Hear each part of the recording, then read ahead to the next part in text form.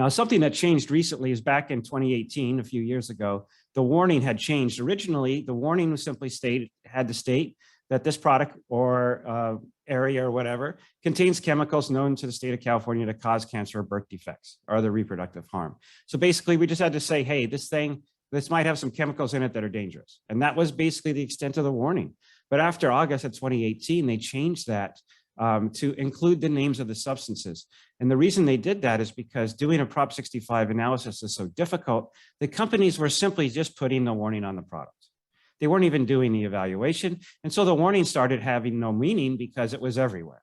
So to prevent companies from just bypassing doing the work and putting the product marking right on the product, they changed the marking so that you have to indicate what substance is present. For example, this product can expose you to chemicals including lead, which is known by the state of California to cause cancer, and DEHP, which is known by the state of California to cause birth defects. By forcing you to put the name of the substance into the warning, it now forces you to do the work to figure out what substance is really there and if it's really causing unsafe exposure or not. That was the thought anyway.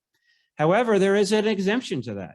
If you put the marking directly on the product itself, not the packaging, not on a sign where it's being sold, if you put the marking on the product itself, you're allowed to use what's called the short form marking. It was what you see on the screen here. Simply a warning triangle, the word warning, cancer and reproductive harm, and then this URL. You're not required to put these on there. So again, we have that kind of way that we can just throw a warning on the product without actually doing the analysis.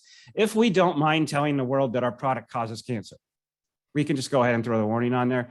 But the problem with that is that this kind of diverts the intention of this change, right? And so OEHHA has noticed that companies are just still throwing this kind of warning on their products. So they've proposed a change to the short form warning. This change is still pending, and they've said they're going to make a decision on this by the end of autumn, beginning of winter. So we're expecting to see something soon as far as a decision on this proposal. And what they're proposing is that we change the short form warning to have the names of the substances. Therefore, you won't be able to put a warning on your product without actually doing the kind of evaluation we're talking about in this presentation. Because you can't just guess what substances are there. You have to actually disclose which ones are there, right? So we're waiting to see if this goes through. We believe it will go through, but no one knows for sure what will happen with the regulation until it's enacted. Right? So if you are using the short form warning on your products, I encourage you to take a look at this and decide what kind of impact it would be if you need to transition to a new marking.